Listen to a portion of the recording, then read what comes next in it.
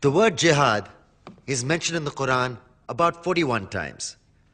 The words mercy, peace, and compassion are mentioned about 355 times. Yes, come in. Come on in, Riaz. Sit down, please. Contrary to popular belief in most Western cultures, Islam is a religion that preaches peace and tolerance. Yes, Patricia.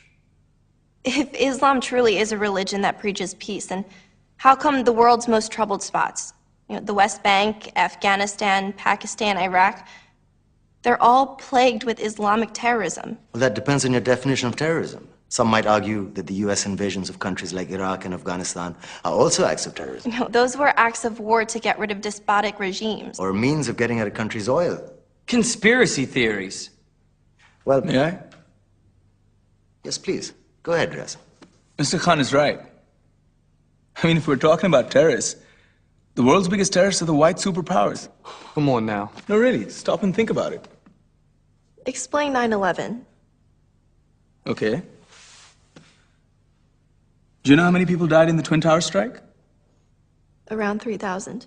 And do you have any idea how many people died in the bombing of Afghanistan? Take a wild guess. More than 15,000 people died. And that's just conservative figures. About 50,000 tons of explosives were dropped on innocent civilians. Men, women, children. Yeah, but that was because of the Taliban.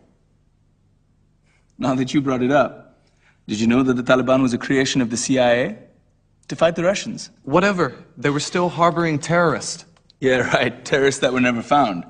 Just like the weapons of mass destruction that were never found in Iraq. Do you want to get into the death toll in Iraq?